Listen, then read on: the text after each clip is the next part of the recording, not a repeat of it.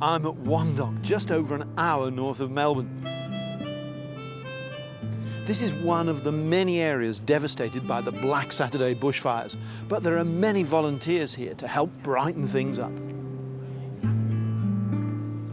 This is all that's left of this property owner's home, but they're planning to rebuild on this block that's been cleared over here. But of course, when they move into their new home, it would be really nice, psychologically and physically, to have one really healthy, green, shade-giving tree that they can enjoy. Now this is an advanced tree, and I think it'll do that job perfectly. That's an 8-year-old oak. It would normally cost around about $1,800, but in this case it's been given by a charitable group who are looking at greening up fire-ravaged areas. Hi, Phil. G'day, John. Great to see you again, John. Yeah, Phil Kenyon is an arborist, and he's overseeing this planting. Look, I think one of the things that's often missed here, John, is the root system. And these trees have been grown with a system that really concentrates on developing a well-structured root system that's not girdling and going round and round the pot. This is an air pruning container. And these little holes in this container mean that when these tiny roots get to the edge, they go through the hole and they are actually pruned by the air. Right. You buy a tree with a well-developed root system, it just grows so much faster and so much better. All right, well, let's start putting this one in over here. Well, Phil, clearly to accommodate that tree, you've had to dig a pretty big hole. We've been very particular about the hole, John. The hole is dug at least 3 times as wide as the root mass of that tree, at least 3 times. And it's to the shape of a wok, a Chinese wok.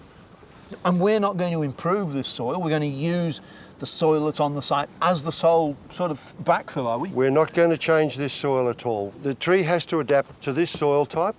And if you do try to do something to the hole, you quite often actually are counterproductive.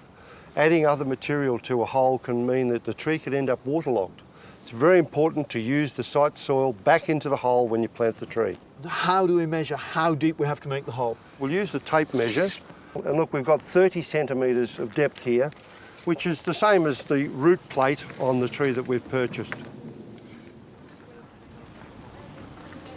To plant a tree of this size, you need help, and Phil has plenty. Can you tip it a fraction further in? Thank you. I'd just like to do a little bit of pruning there, so we might just get started on that. Well, it prunes those woody roots off and you get nice new young root growth coming away from those points. So, Phil, why are you doing this? Would it be a major disadvantage not to do so? We don't want it to end up a big girdling, woody, knobby root system, John. We want nice, young, vigorous roots exploring the soil. Once you get to these advanced trees, it's not like pulling a little shrub out of a pot. It takes a bit of muscle and a bit of know-how. Do some vertical cuts down the side of that root system also, just to make sure we don't have root problems. Yeah, so that again is another measure to Another overcome one. the girdling roots. Yes, keep going, Damon, that's great. Oh, and what are you doing now, Phil? Yeah, I'm just fluffing these roots out, John, just to make sure I get good contact between the roots and the site soil. They are there, touching the site soil. They don't have to break through a barrier. We could actually make the point if we haven't got one in the front to catch the water to get down the hill. And I notice you've been putting a sort of like a little dam wall around the edge of this. Yep, and that's going to catch the water and hold the water so that we get a really good full watering for the whole of this hole. You don't want to cover that root mass of the original nursery pot with any site soil. That makes it very difficult for water to go into this root mass. What about the contentious issue of staking? I wouldn't normally stake. We think we'll put some stakes on, but tie it fairly loosely so the tree doesn't become totally dependent on the stakes. But if there's a very severe wind, they'll help hold it till the roots take over. But the watering is one of the most important and vital things, not to allow this root ball to dry out. And certainly as it goes into its first summer, we'll have to make sure it gets watered once a week. So, Phil, this tree's been donated. Yes, look, a few people have come forward with some donations of other trees, and we'd be very pleased to help anyone else who'd like to donate a tree to somebody who's had their garden destroyed by these fires. If you water it next summer, I think Steve and Monica, who had their home here and are going to rebuild, they should be able to enjoy this tree.